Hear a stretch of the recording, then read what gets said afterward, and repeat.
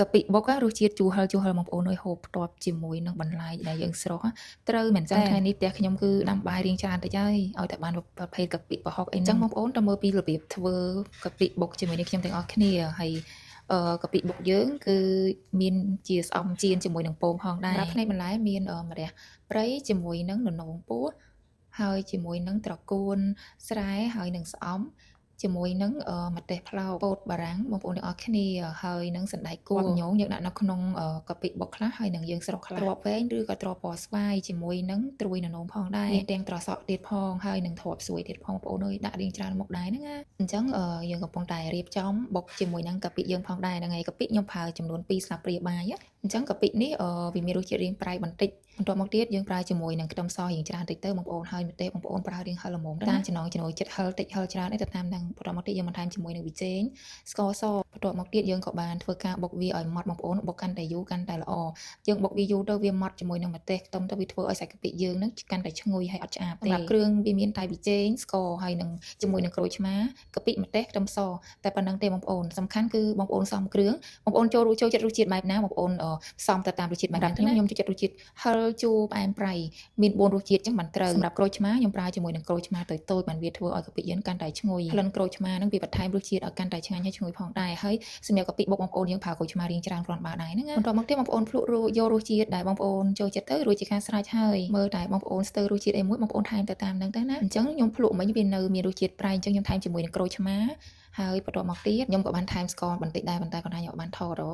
ញ្ចឹងក្រូចឆ្មាខ្ញុំប្រើរៀងច្រើនដែរដើម្បីវាកាន់តែមានរសជាតិឆ្ងាញ់រសជាតិរៀតដូចខ្ញុំនិយាយចឹងតតែរៀងដិតបានត្រូវជាមួយនឹងកាពិបុកចាអញ្ចឹងទៅយើងកូរវាឲ្យសព្វទៅរួចជាការស្រេចហើយបន្ទាប់មកទៀតយើងថែមជាមួយនឹងម្ទេសអាចសាត់ពណ៌ខៀវហ្នឹងហើយថែមជាមួយនឹងថប់ញោថែមជាមួយនឹងម្ទេសហាន់ម្ទេសស្រស់យើងហ្នឹងហើយបងប្អូនមើលពណ៌ពេលដែលយើងបន្ថែមជាមួយនឹងទ្រាប់ជាមួយនឹងម្ទេសសម្ទេសក្រហមម្ទេសខៀវចូលទៅវាធ្វើឲ្យគេហៅថាពណ៌នៃកាពិរបស់យើងកាន់តែមើលទៅស្រស់ស្អាតហើយមើលទៅទំនងហូបទៀតចឹងផ្នែកខាងកាពិបុកនេះគឺរួចរាល់អស់ហើយនាងខ្ញុំចាត់ទុកសម្រាប់ញ៉ាំគ្នា2នាក់បងប្អូនចាក់2ចានតូចៗចឹងឃើញថាទំនងខ្លាំងអត់បងប្អូនទាំងអស់គ្នាទំនងមែនតែនបន្ទាប់មកទៀតយើងចាប់ដើមមកមើលផ្នែកបន្លែម្ដងអញ្ចឹងសម្រាប់ស្អំនេះគឺនាងខ្ញុំបានចិញ្ច្រាំវារៀងម៉ត់ល្មមសម្រាប់យកទៅចៀនជាមួយនឹងពងមាន់សម្រាប់ស្អំខ្ញុំទិញបានបែបត្រួយខ្ចីបងប្អូនអើយឈ្ងុយឡើងពេញផ្ទះហ្មងបន្ទាប់មកទៀតយើងប្រើជាមួយនឹងពងមាន់2គ្រាប់ប៊ីចេងបន្តិចទៅស្ករបន្តិចទៅចឹងណាបងប្អូនកុំឲ្យប្រៃហើយខ្ញុំបន្ថែមជាមួយទឹកត្រីបន្តិចដែរតែខ្ញុំអត់បានថតកូរវាត្រឡប់ឲ្យវាសព្វណាបងប្អូនបើថែមទឹកឯកសារពងមាន់មានសភាពរៀងរាវដែរបងប្អូនកូររៀងយូរតិចទៅពេលដែលយើងយកទៅចៀនទៅវា full អញ្ចឹងណាខ្ទះឲ្យក្តៅប្រើខ្លាញ់ឲ្យក្តៅតែខ្ញុំប្រើខ្លាញ់រៀងច្រើនគ្រាន់បើដែរព្រោះខ្ញុំចង់ឲ្យស្អំចៀនពងមាន់ហ្នឹងវាមានសភាពបែបស្រួយហើយរៀងប៉ោង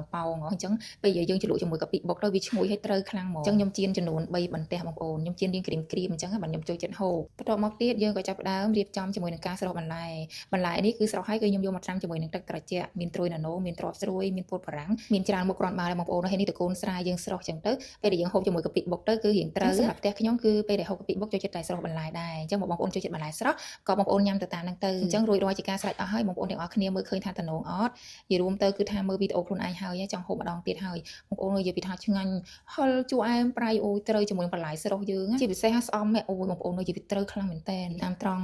កាពិបុកនេះខ្ញុំញ៉ាំ